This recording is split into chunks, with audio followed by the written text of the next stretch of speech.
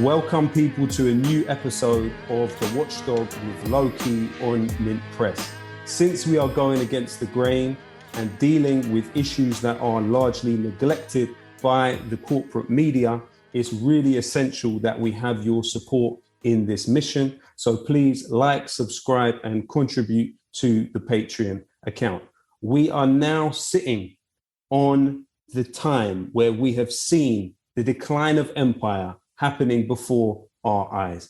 20 years of occupation, a war longer than World War I and World War II put together, around 250,000 people killed, and a bonanza of profit for military contractors. The Afghan war has ended in humiliation for the United States and NATO allies. And today, to discuss that, we are joined by the myth, the legend, Joe Glenton. How are you, Joe? I'm good. Thank you for having me on. It's good to see you. It's good to see your face. It's good to see you too. It's great to be joined by you, man. And I think that the majority of people that have heard of Joe Glenton will have heard of you through your refusal to continue serving in what you viewed to be an unjust war in Afghanistan, and that resulting in your imprisonment. What's the story? I suppose my story is fairly classic. I'll probably share it with a lot of the guys I went to Afghanistan with. Working class guy from a very poor background, and the army is a way out. And that's pretty much why I got there. I tend to think of it as a spectrum. There's the economic end in terms of drivers of recruitment, the economic end, I suppose, guys like me, and then there's the ideological end. And I was definitely towards the economic end. I think in this country, we have some quite highfalutin and when you reflect on them, deeply quite shaky ideas about what the military is and what it does. We tend to view the military through the prism of the Second World War, the supposed good war, the fight against fascism. Now I know, and you know, that the armies of today are nothing like that.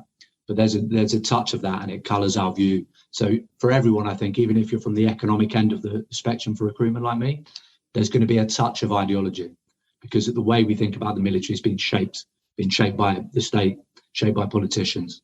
And so a little bit of that, but mostly I was broke from working class community. The army advertises itself as a kind of engine for social mobility and a way out. And if you're a young, listless working class person, that's very compelling. And it's kind of the if you're a working class person, it's very, you kind of exist in close proximity to that as an option, as a way out of poverty. And so that was very much my motivation. Also, what's interesting in your book, Soldier Box, which I recommend to everyone, Why I Won't Return to War, you wrote it while on remand, as far as I understand. Now, there's 3 little periods where it seems you're drifting towards joining the army. You know, it seems that the relationship did start in the school period when you were part of the cadets, but each time you'd think about joining it, there'd be a reason not to, or just to hold back for a little bit longer. But the final pivotal point seemed to be September 11th. Definitely, that was definitely a big factor. And I remember I must have been 18 or 19. I was working with, I had a Saturday job to try and make some cash with a carpet fitter, very unglamorous. And I was fitting a carpet in a house in Norwich where I was living at the time, when the news of the 2 towers came over the radio. And I was with a man who'd served in the Falklands in the British Army. And he said the world has changed. And of course he was right in many ways. But I suppose that moment and the kind of the impression of a collision of forces and somehow a call to arms, and the echoes of the way it was framed was almost an echo of the fight against fascism in the 40s. And we know better, obviously, but those are very powerful ideological forces. And that was definitely a factor, the idea of, I mean, in a way, if you take them out of context, though, the ideas are not wrong, that you would want to go and defend something it was advertised as helping women, as going there to help Afghans. And they're not ignoble. But they are wrong. That isn't the business that the British military is in. But that kind of cocktail of ideological things and the background and the economic compulsion as well kind of coagulated and made me reconsider. I considered it several times growing up, as you say, that made me reconsider. And so it led me to join when I was 22. So a few years after that, it kind of cooked in my brain for a while. And I joined up when I was 22. Joe, that's a beautiful word that you have just used. Can you, what was it? Coagulated. Fantastic. I love it. And just a question on that point, because in your book, you mentioned that there was a kind of unspoken, maybe tension between the fact that your mum had attended the march against the Iraq War. You know, this was the largest simultaneous mobilization of human beings in recorded human history that we know of. Around 2 to 3 million people, at least, across the world, marching the streets against, well, I mean, there are those that say 2 million alone in London, but across the world, millions of people hitting the streets against the Iraq War. What was that like to have maybe a more critical position? And you do mention also that you had some type of idea of the political elite, but you were, as you put it, in line with a sort of politically uninterested prototype that was you know, definitely perfectly in position to do this at the time. So what was that tension potentially like between you and your mother's point of view about? Yeah, it was. I suppose it was a strange thing for her, I think, because she was obviously against the war, and correctly so. But I suppose it's also that thing where she saw me. I wasn't really going anywhere. I was listless, as I said. I was going around dead-end jobs, factory work, a bit of kind of working, being a waiter, being a kitchen boy and stuff like that. So it's probably, from her perspective, it was probably difficult for her. Where she made it very clear that she didn't agree with the war, and she suspected I would go to the war if I joined at that time. But at the same time, I guess it's that a mother's thing where she kind of sees that her son is not really going anywhere. And at least it's something. Maybe I don't know. I can't speak to her process. Maybe he'll go. Maybe he won't. I mean, I'm sure it was shared by a lot of mothers at the time, as it is before every war and during every war when they see it, and their daughters, of course, who can join the British and American militaries, etc. and go off. So yeah, there is a tension there. But there was a tension there. But she she knew that was what I was going to do. She knew she wouldn't talk me out of it. I was very determined and brash, and as everyone is at 21. And decided I wanted to go and do that.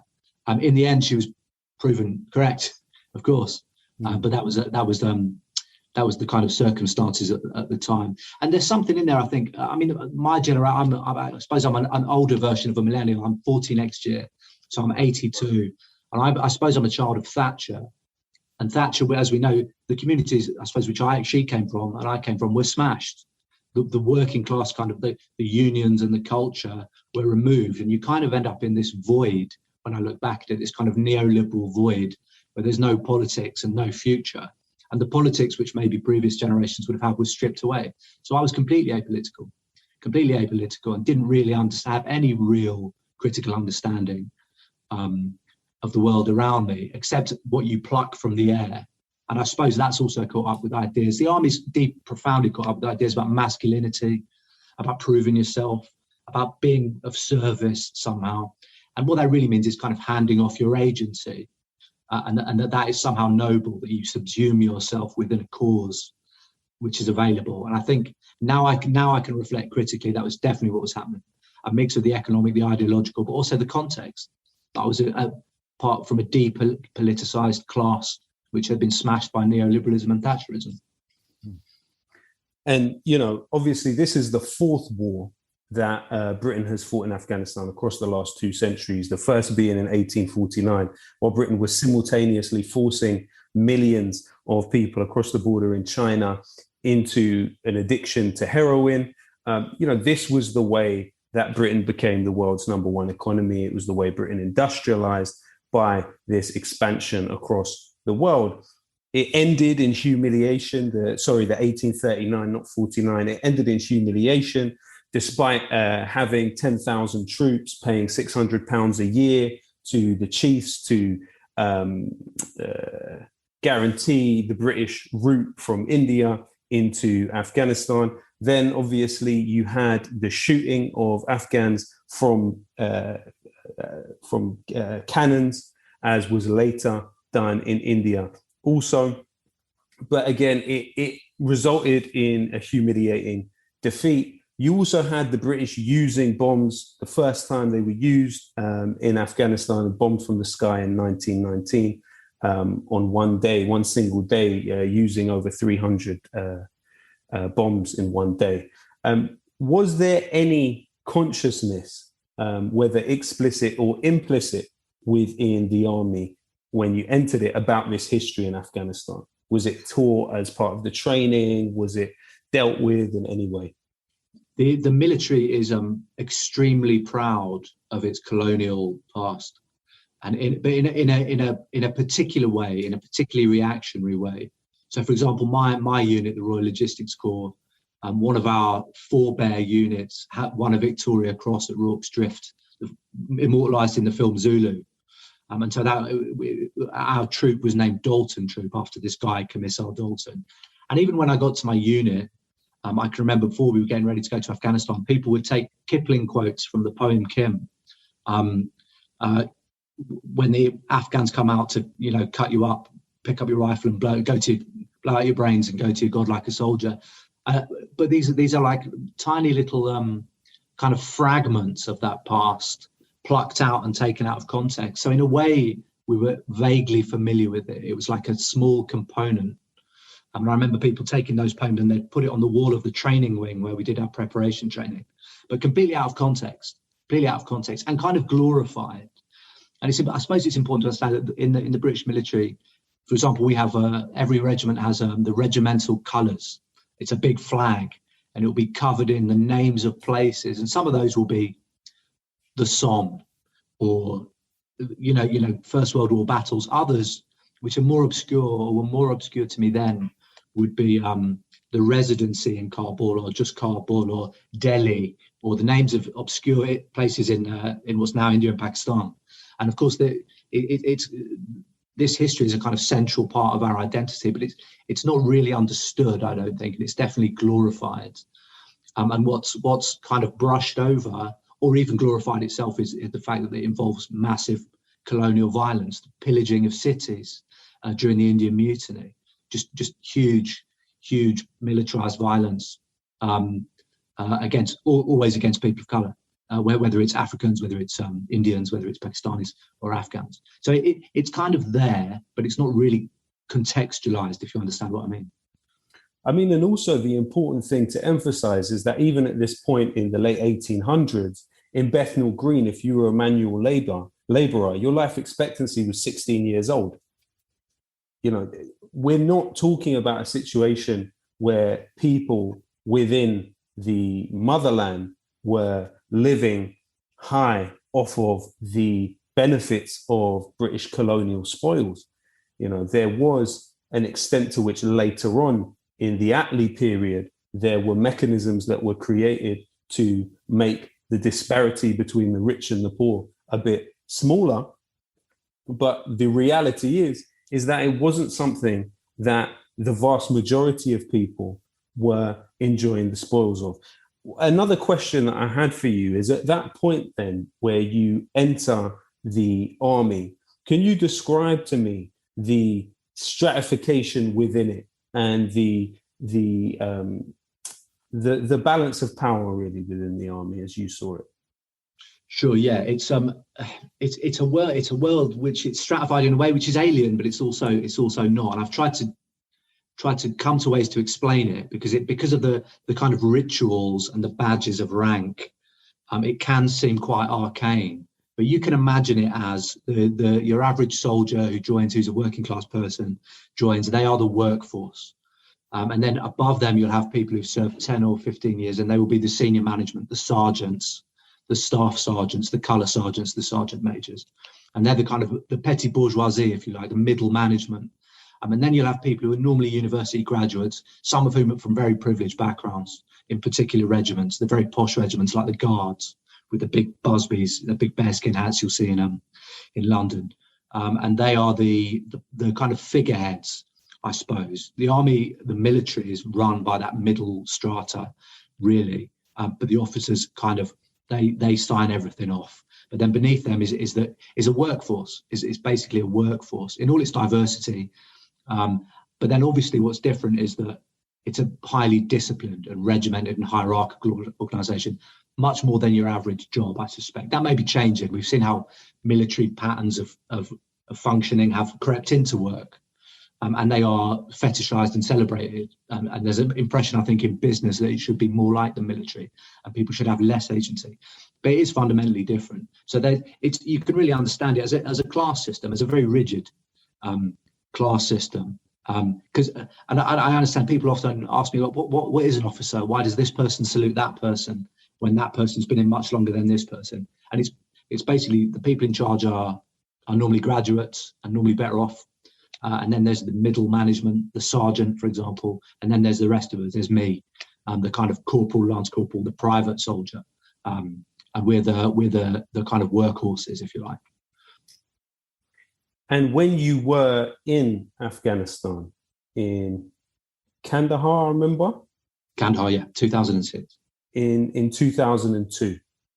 And 6. what exactly, 2006, sorry, my bad. And what exactly were you doing there, and for how long were you there from 2006 onwards? So we went, Afghanistan had been very quiet since 2001. It had been a kind of light footprint. Iraq had taken over because it was much more obviously controversial. And all the focus of the media had been on Iraq. I suppose the rationale, I mean, there are competing rationales. Basically, we were given Basra in the south of Iraq, and we failed massively in American eyes. And so the British, in order to maintain that proximity to American power, were desperate, and they oversold their credentials, their supposedly amazing credentials at counterinsurgency, and said, give us another chance. And we got Helmand province. And Kandahar is the adjacent province, so the main base was in Kandahar. So we went in 2006 under that aegis I was with 16 Air Assault Brigade, 3rd Battalion, the Parachute Regiment was the main infantry unit, and I was in the logistics unit. So our job was to supply and sustain that operation. My job, when you bring it down to the lowest level, was the ammunition. So me and about 5 or 6 guys had all the ammunition for the whole theatre and the whole operation. And that was our job, to supply wherever it was, different kinds of missiles, artillery shells, down to pistol bullets. We held all that. And so we went out March 2006. It looked like the operation was kind of on and off for a while. Would we go, wouldn't we? But we did go. We were some of the first people there. It's the first time I'd ever been on a plane, was when I flew to Kabul. And it's strange to see the scenes in Kabul, because that place has such powerful memories attached to it. And it's such a spectacular landing with the mountains which hem in the runway. And so we arrived and we were set straight to work. Shortly afterwards, the infantry turned up, the fighting soldiers, the teeth arms, as we called them, who did the killing. And almost immediately, the various justifications we'd been given, they were very nebulous, to help Afghan girls go to school, to stop the opium trade, to build infrastructure, fell away. And it very quickly became clear that our presence had become a lightning rod, where there hadn't been an insurgency in the sense that there was later. There suddenly was one. And everyone who didn't want us there, and we clearly weren't welcome, was very quickly in the media folded under the banner Taliban or anti-coalition militia. And so what was framed as a peacekeeping operation, in effect, among other things, very quickly became a shooting war, to the point where on this peacekeeping mission, we ran out of high artillery ammunition, and we were in charge of it. We saw this high artillery ammunition just go out. We were loading it onto planes faster than they could fly it into the theatre. And so that was the first maybe 3 months of the tour, which really, for me, brought into relief it raised questions about the narratives we've been given about why we were there. And then explain to us how you moved from that point to refusing to continue your service.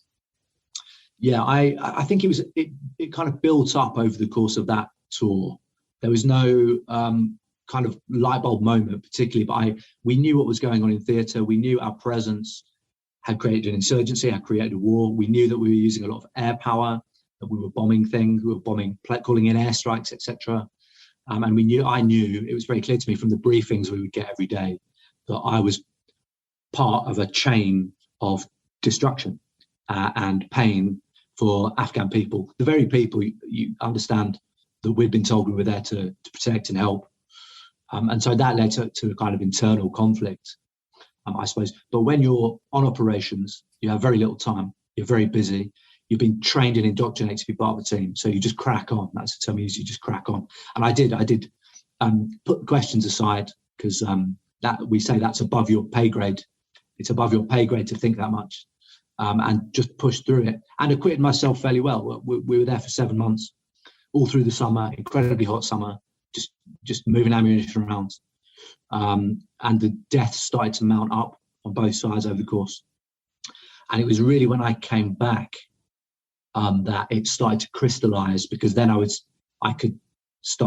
had the time to think about it, and to try and start to understand some of the context and history. I wouldn't really start to understand that fully until much later. So what crystallized was very much a kind of moral objection. It wasn't really political at the time.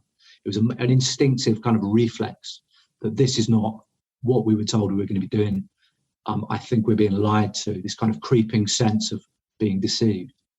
And so, yeah, after I came back, and it's a strange thing, because I was a very committed soldier. I planned to stay for 22 years. And I was promoted from that tour, which they must have regretted afterwards. I was promoted. I was given these glowing reports. Glenton is an intellectual soldier. He leads his fellow soldiers. All this stuff from my major, 2 majors who were in charge of me. And then afterwards is when I really, it started to, the sense of deception that I'd been deceived started to formulate more solidly in my head.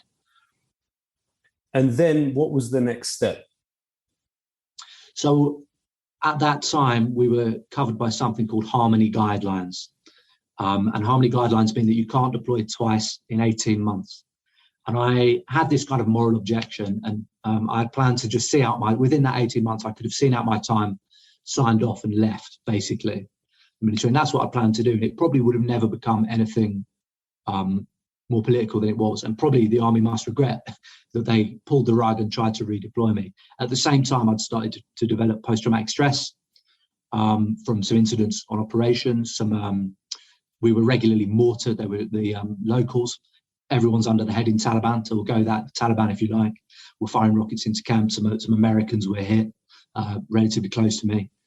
And so the combination of those things, I suppose, they interplayed in a very interesting way. I was told I would redeploy, and at that moment I was forced to clarify immediately in my mind. And I said, no, I'm not, which is frowned upon in the military, as you can imagine, rigidly hierarchical organization.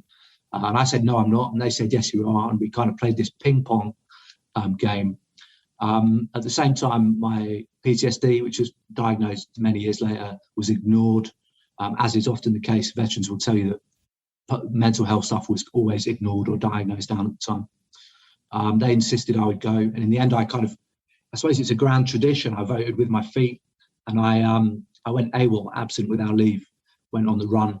And I ended up, I had my blood money from tour. You come back for a working class guy, relatively rich. I think I had about £8,000 because you don't pay tax on tour and there's no way to spend your money.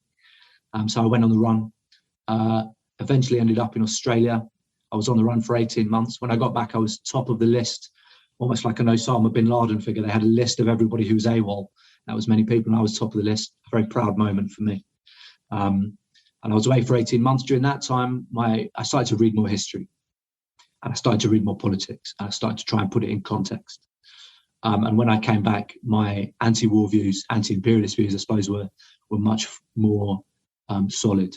There was more of a kind of intellectual element to them. Handed myself in, was immediately charged with AWOL. That was later up to desertion.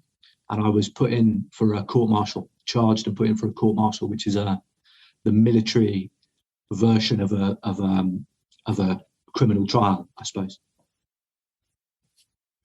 And at what point did you connect with Stop the War Coalition? So not long after I got back. And I suppose it's an interesting link because my mum, of course, had been at the Stop the War marches. And wise head that she is, she suggested that I should reach out to those people, get in touch with those people. We did. Lindsay, German, Chris Nynham, people who you know yourself. And I started to speak, still serving in the military, started to speak on platforms, started to speak to the media. Charges for that, because speaking to the media is illegal if you're in the military, were added. various charges were added for going on the radio, talking to Sky News, talking to the BBC, whatever. So these charges started to mount up, and the case, I suppose, started to build momentum. But I came back determined that I would, even if I went down, people would know what it was about, and I would try and inform people. Because over the 18 months, of course, the war in Afghanistan had disintegrated even more. Many more people had died. And I watched it from Australia. Australia obviously also had troops there, so it was regularly on the news and kept up with it. And the war had just snowballed. That first tour had set the pattern. And I think all the pretense of peacekeeping had by that time slipped away. And it was just a war between various groups between which civilians were caught up and dying in large numbers. And then you were sentenced. How long were you sentenced to? So there's I did a month on remand for speaking to the media, and then they let me out. And in the end, it's an important detail, I think. They charged me with desertion and all these charges for speaking to the media. And me and my barrister and my lawyer got together and said we will use this court-martial to indict the British military and the British government for their role for the wars in Iraq and Afghanistan. And we took both those conflicts on. We prepared this gigantic defence document. We sent it to the Armed Forces Prosecution Services, which is like the Crown prosecution, but the military version of it. And they went quiet. And 2 weeks later, we rang them up and said, well, what do you think of that? And they said, okay, we're going to drop all the charges speaking to the media. We're going to drop the charge for desertion down to the AWOL. And I never denied being AWOL. I mean, clearly I wasn't there. But I obviously had reasons for being AWOL. And so in the end, we pled guilty to the AWOL. There was never really a court-martial. And a court-martial, so you understand, it isn't a jury of your peers. It's a panel of senior officers who it's their job to kind of crush you because they're all concerned about discipline and the reputation of the army, etc. But they capitulated completely. So I was just sentenced. It was just a sentence in the end because there was a guilty plea for AWOL. I was given 9 months with remission. I did 5 in the military prison in Colchester, the infamous glass house, they call it. And I served out my time there with a bunch of other soldiers, many with similar views, many who had come back with post-traumatic stress, many who collided with the army, been betrayed by the army, and were deeply embittered and angered. And many of whom are to this day very good friends of mine. So yeah, it was a very interesting period. General Dannett, who now sits in the House of Lords, early on said, we probably wound up and maybe still are killing a lot of farmers. And for all the toothlessness of it, the ICC did find that there is, quote unquote, a reasonable basis to believe that British troops committed war crimes in Afghanistan. What were some of the crimes of the British? Various. And I suppose for context, the problem isn't now with the Overseas Operations Bill. We may never get the full picture. The things that we do know about, for example, our Marine A, who's a Marine who executed a wounded prisoner, said to be Taliban. We never know because the body was never found, as I understand it. Executed him on camera, the body cams, the helmet cams that they started wearing by, I think that was 2011. While quoting Shakespeare, shuffle off this mortal coil, you C word.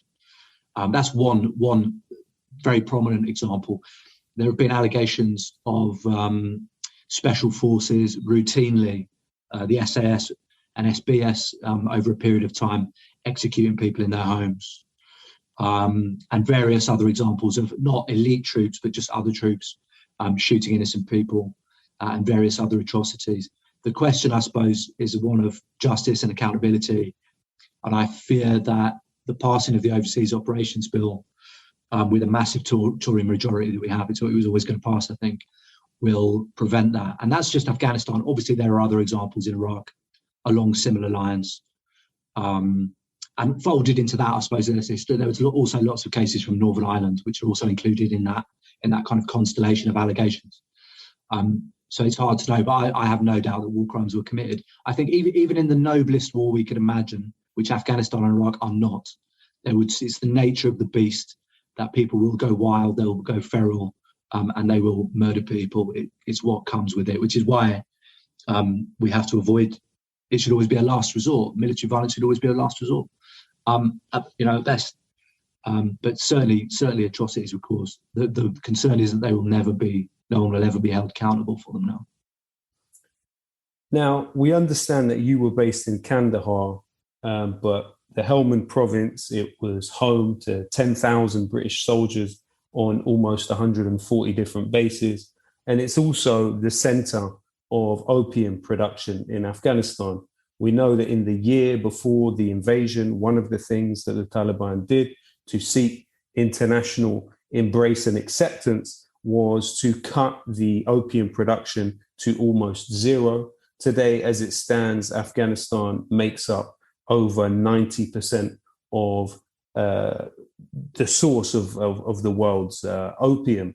We also know that a British diplomat who also worked for BAE Systems, Sherard Lewis Cooper Coles, was talking about the Afghan National Police. And he said that 60% of them that came through Helmand to be trained by the British tested positive for the consumption of opiates. What was this? How did this look like from the other side of it? And what exactly do you think happened? It's the ANP, the Afghan National Police. Even when I went back to Afghanistan here, and it was still an issue. It was widely accepted. It was common knowledge that lots of them didn't really want to be there and weren't highly trained or motivated. And there was lots of drug abuse and various other. Also, that there was extortion of local people. They would throw up roadblocks and various other things. Definitely, large parts of that force were using drugs. I mean, the opium question is a big one because it was actually a major part of the rationale, or one of the various. I mean, I don't even want to call it a rationale, to be honest, because it was so confused. But opium was one of the things which was used to justify, and they talked about Afghan opium on the streets of Glasgow. That was one of the kind of rhetorical points they made. I know there was lots of effort to burn opium.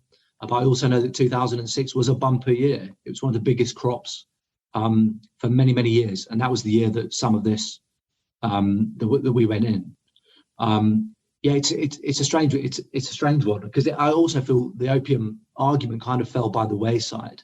But I do know that when we went in there, because opium at the lower level, because opium is a growth crop, it grows well in Helmand. It's brilliantly, adapted to that climate. And there was an issue that when we went in there and started saying we're going to burn it, we're going to trample it, we're going to get rid of it, that was a bad idea because that stepped on lots of people's toes. And we're not just talking about, of course, there are the big opium producers, the people who are making lots of money about it, but also for your average farmer in Helmand province, and that's his livelihood. And it's just one example of many, I think, of a complete lack of understanding of the context of Helmand, of how it worked, of how it functioned as a province, because opium, of course, was central to the local economy. And there's many examples of just huge misunderstanding and ignorance and arrogance and thinking we could go in and do whatever we wanted without really attempting to understand the context.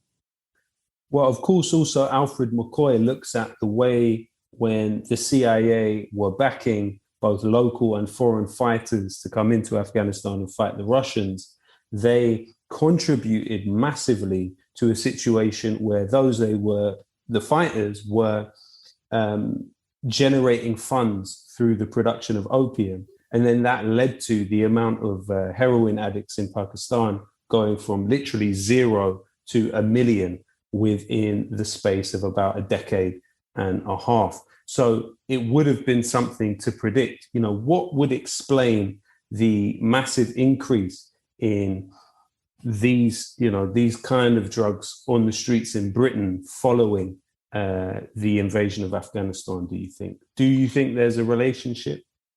I don't know. It's hard to say.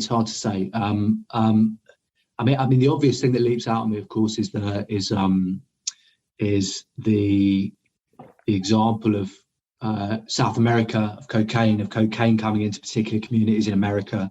I don't know. I don't feel confident to say enough about that. But I do know that was a thing. I do know it centrally involved the CIA. I do know that opiates are used as a kind of social suppressant in the past, or crack cocaine as it was in LA and places like that in the 80s, I want to say. I don't know. I don't know beyond that. There are, people talk, soldiers talk, and they talk about a guy I know who was in a particularly elite unit before the war properly kicked off in 2006, was out there, and his job was to train Afghan police to go out, grab opium, and the opium would all be brought to a compound once it was snatched, and then some trucks would drive in and take it away. And he he's not what I would say, he's not a conspiracist, but he was like, I don't know where that went. I don't know where that went. Someone came and took it away, and it was above my pay grade, that old thing again, to ask. I mean, it's just impossible to say, to be honest. But you hear stories from other soldiers about their interactions with the raids on opium production factories and so on. It's just impossible to pin down. It's so opaque. Yeah. I think often what people are overlooking is that the government that was being propped up, we know historically when Hamid Karzai, the former president, his brother, was well known to be a drug lord, really, who made a hell of a lot of money off of the production of opium. But we also know that in the last elections, only about 2 million people turned out to vote out of a population of 36 million people. In fact, David Miliband, when he was there in his capacity as foreign minister for Britain, he asked to Afghan ministers how long they thought the capital of Helmand would hold up without their presence, without the presence of the NATO forces. And he was told about 24 hours. Was this collapse foreseeable? Yes, I think it was. I think if you have had an eye on Afghanistan and you've read beyond the headlines, and the headlines are generally, we'll probably get to that, but the media is a massive failure in coverage. But if you've read beyond the headlines, then the recent collapse, what we've seen, was a long time coming, and the creakiness of the Afghan government was very apparent. When I was there last year, looking for the zero units who've reappeared in the last few days saying they'll never surrender. These CIA they're made up of Afghans, but they're CIA-run militias. It was very clear that the Afghan government's grip on power was not great.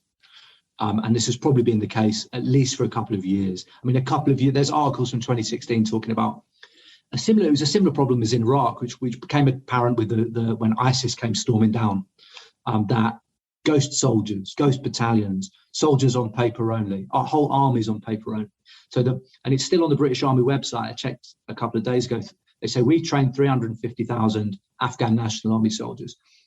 There are figures from 2016 which suggest that between 100,000 and 200,000 of those did not exist, and that their wages were being funneled to corrupt generals and corrupt officials. And so, someone was on the take, and those guys were probably at home on a small stipend or whatever, or just never existed, had deserted, had gone home, and who can blame them?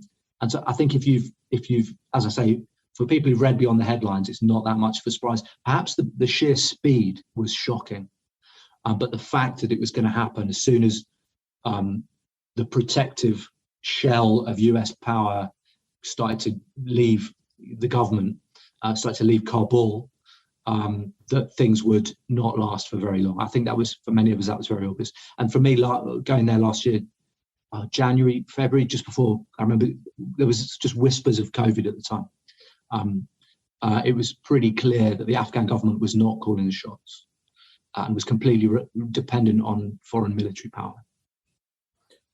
When you, Joe, see the type of reception you got on a program like Hard Talk, and it wasn't particularly adversarial, but there's a clear difference between the type of reception someone like Ben Wallace, when he takes an example out of the Matt Hancock handbook of crocodile tears and says he has a special appreciation for those left behind by the British Army because he's a soldier. Let's not forget that the Defence Minister, Ben Wallace, was overseas director of Kinetic. Kinetic made billions off of the war in Afghanistan, the occupation of Afghanistan, not just selling military hardware to the US government, to the British government, to the Dutch government, among others. Do we know if Ben Wallace had any shares in Kinetic or has any shares in Kinetic? Do we know if Ben Wallace personally benefited from the occupation of Afghanistan? What explains this pathological deference, really, that is paid by, really across the board, in a uniform way, in English language media towards men of the Ministry of Defence? It's bizarre, isn't it? How I think the military is a sacred cow, and I think some of it's it's a very English conceit, a British conceit, however you'd like to frame it. That we think of ourselves as a warrior nation, and we pride ourselves in our military. And again, as I was saying earlier, we see our military as a moral force because we see it through the prism of our one, arguably moral war, the only one. Second World War colours everything, colours absolutely everything. And I suppose, I mean, they say there are two sacred cows, the royals and the military, which is why they love Harry so much, because he joins those worlds. But there is, I am, and many others like me are the wrong kind of veterans. We're the wrong kind of military people because we are dissenters. We're what I've come to term critical veterans who've been through a process of thinking about what we do, trying to contextualize it. And there is no place in the discourse for really critical veterans. I mean, you saw some criticism today from people like Tom Tugendhat, Dan Jarvis, veterans who become MPs, but always within the framework which is permitted, always teed up with our brave boys and the House may know I served in Afghanistan, and lots of gushing platitudes about the military.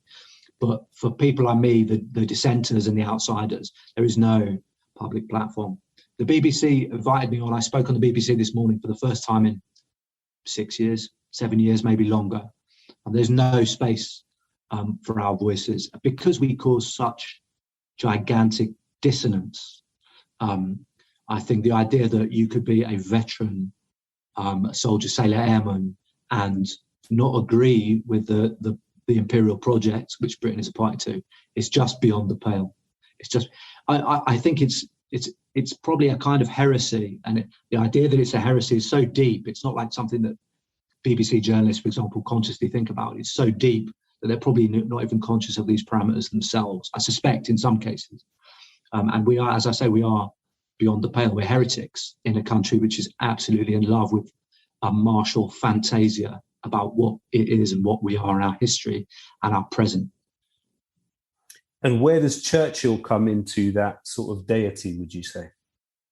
I mean, he's a central figure. He's a central figure. The old bigot, an avid, rabid colonialist his whole life. I remember Tobias Ellwood said, as it was kicking off, as a refugee crisis and the Kabul stuff was kicking off, the turmoil was visible. People were falling out of planes onto Kabuli rooftops. They were using Apaches to clear the runway. He said, "What would Churchill say?" And I thought, I'm going to look, and because I knew Churchill had served on what was then called the Northwest Frontier as a 23-year-old soldier, and there was several racist diatribes about the Afghans as fierce as tigers, but not as clean, or words to that effect. Classic Churchill stuff. And he's a central figure, loved by conservatives, loved by liberals who feel obliged to love him because they see him as this indisputable figure. He's a kind of totem, isn't he? He's kind of totem.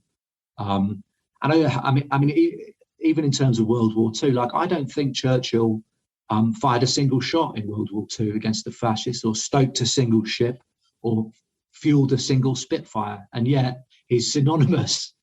He's one man. It's not the sweat and the blood of thousands of people who struggled against fascism and died against it. It's all kind of folded into this one figure who is himself a racist, a bigot, some of whose views would not look out of place in the National Socialist Party, which he was opposing at the time. He's an absolutely central totemic figure in this whole thing. I mean, and also while he was in Afghanistan, Churchill had said that the Pashtuns need to recognize the superiority of the British race, and that he even at one point when talking about what what the missions were, he basically describes kind of genocidal violence. He says, we proceeded systematically village by village, and we destroyed the houses, filled up the wells, blew down the towers, cut down the great shady trees, burned the crops, and broke the reservoirs in punitive devastation. Mm-hmm. You know, this is who they look at as their idol and their icon. I think also it's important that it is emphasized at this time where seemingly the British government, despite being part of the cause for an estimated 5.3 million refugees coming out of Afghanistan, have discovered the humanity of Afghans, when literally over the last 3 to 4 decades, you've seen around 35,000 people die trying to enter the EU because of policies set by governments who are directly involved in the occupation of Afghanistan. In the last few years, you've seen Afghan children die at sea trying to enter the EU. And in one case, the father of the child that died, a 6-year-old boy, is potentially facing 10 years in prison for that child's death.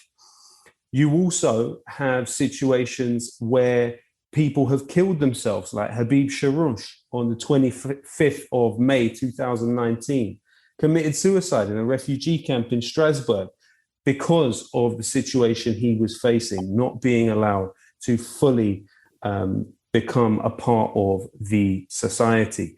How hypocritical is it of those who seem to depict bombing people and invading people as helping them and providing them with safe passage to asylum as a completely disgusting thing? Let's talk about some of that hypocrisy. I see this stuff playing out. And I suppose there's all kinds of aspects to this, isn't there? I suppose the one which seems to me most insidious,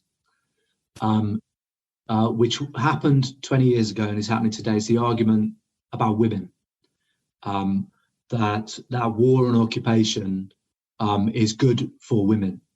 And that was particularly, a large part of the rhetoric for going into Afghanistan in the first place was that it would improve the conditions of women. And I even believed it at the time. It was one of the justifications I suppose I internalized to some extent. Now, when I look at the effects of the occupation, and it's I think Action on Armed Violence, great little NGO, Ian Overton works there, got some figures I think a couple of years ago. 40% of the people killed in our airstrikes, were women.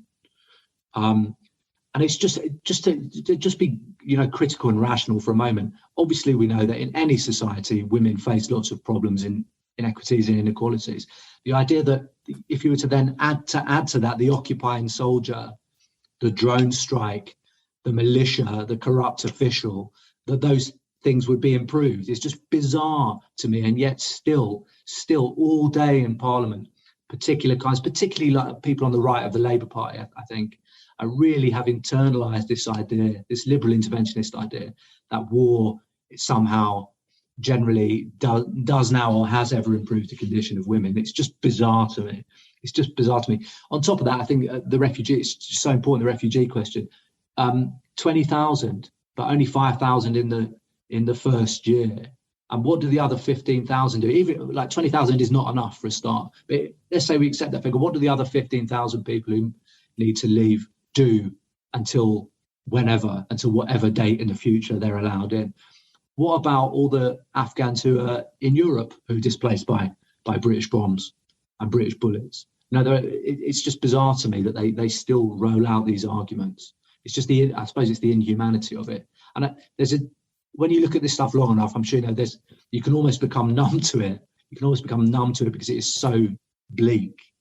But it's to listen to them go through the motions again today, people, the Stella Creases of the world, to go through this stuff again, it's just difficult to listen to be honest. Having been there as a soldier and as a civilian, and having seen how unlivable we've made that place for so many people, it's just beyond belief to me. Well, also when you think about Britain and the United States as having, their own homegrown, quote unquote, incel movement, you look at the fact that across the last 15 years or so, you've seen around 200,000 children in the United States marry legally, some as young as 10. Also, when you think about DynCorp, which was a military contractor owned by Veritas Capital, which is described by the New York Times as the second largest military contractor in Iraq and Afghanistan after Kellogg Brown and Root. This organization, DynCorp, had been found in the 90s to have 14 employees in Bosnia selling minors as sex slaves among each other.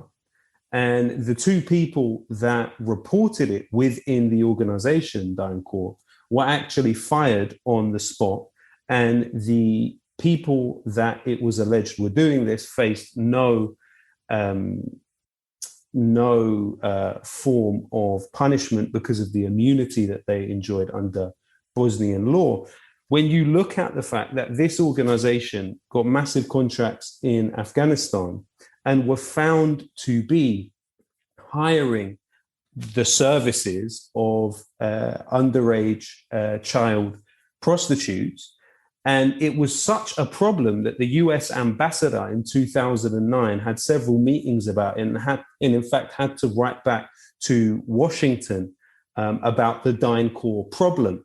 The hypocrisy of this situation is massive. And also the idea that these mythologies still endure and still outlive the very wars that they were created to push is something that we really have to be clear about and have to work hard on a daily basis to discredit these mythologies within British society. When you look at the fact that 0.18% of British society are refugees, you compare that to places like Turkey, places like Pakistan, places like Iran, places like Jordan, the neighboring countries of where these wars have happened, far more people have had to go there to find safe haven. But you compare the fact that if you are a refugee in this country and you do have recourse to public funds, which many do not, it's £37.50 a week. Now, we have to ask ourselves, Rupert Murdoch was found for 11 years to pay almost no corporation tax in this country, despite the fact that he was in control of a massive proportion of the media. And he still, to this day, keeps a lot of his earnings in a very complicated network of tax havens around the world. Who is the bigger enemy of the population in this country? Rupert Murdoch or 0.18% who are sitting next to you in the waiting room at the hospital or doctors where the services have been cut by figures like George Osborne, who now works at the Evening Standard. How can we fight back against this vertical solidarity and horizontal hatred which is cultivated on a daily basis, Joe? Well, it's a difficult one. I think it's difficult because we're going to have to rebuild now. There was almost a moment, there appeared, as you know, a moment recently with Corbynism when it seemed like something might be done, that we might be able to take control of the state almost and do something. And perhaps that could have gone off, but it didn't. And now I think it's a time to refresh our ideas. The aims haven't changed. They're exactly what you're talking about. It's challenging the kind of vertical solidarity of press barons, of generals, of politicians, of bankers, and so on. But now it's time to kind of revise that. And I always remember something you said. You said to me when you came on my podcast some years ago, organise in person. I think we have to kind of get offline and we have to go find each other and we have to talk to each other and we have to organise from there. I think that's a key thing. But we need to move on from the trauma of that defeat, which happened recently, and we need to have some fresh ideas. And go back to, go to the movements, build stuff in our communities as well. I think that was something that was missing from that period of struggle, was building stuff in communities. Lots of stuff was happening at the top, and that bottom up stuff, which is where our power can flow from, was never really done. And I think we need to talk about those ideas. I don't have a plan any more than anyone else, but I think those are the concepts we need to come to terms with personally. Bottom up, build from the bottom up, build in person, build in communities. Absolutely, man, and build long term, Yeah. So the last question I have, and thank you so much for joining us. I feel we could go on for a lot longer. There is a lot of great information and experience that we could learn from you. So it would be great for us to get you back at some point too. It's important that everybody checks out your essential work in the Canary and support the Canary too. But your next book after Soldier's Box is Veteranhood, Rage and Hope in British Ex-Military Life. It's coming out in November. Can you tell us about that book, please, Joe? I am trying to add something new, something radical and something humanist to analyse veterans' lives and veterans' culture in a radical and humanist way, to get past some of the, I suppose, the cliches, the assumptions around veterans. When I look at various things in the book, I look at resistance by veterans and military people, and we have a long tradition of it in this country, all the way back, far past living memory, of all veterans coming back from war, angry, organising for a better world. It's a very proud tradition, but it's often obscured. So part of it's about that. I'm also looking at why particular cohorts of veterans go the other way, why they become fascists, why they become far-right nationalists and so on, and where that comes from, what the culture of the military does to them and why it sends them spinning off in different directions. So I'm trying to kind of pay homage to the radical tradition. I'm trying to explain why we see veterans on far-right protests, why we see veterans defending statues, and why we see veterans doing things which are associated with far-right politics. On top of that, I'm really trying to come up with a better way to be us, I suppose, a better way to come to terms with our experiences, our training, and what we are, which is positive and humanist and radical, and to take our part in the struggles of the day, really. Fantastic. Joe, thank you so much for joining us from the fantastic legacy of anti-war heroes in World War I that refused to kill, from the soldiers that mutinied. We forget that often it was the mutinies that ended World War I in the end, to the heroes of Greenham Common and other struggles. You and I aspire to also be at your side as one of those who have continued that proud legacy of anti-war tradition within this country. Thank you for joining us, Joe. Hope to see you again soon. Pleasure.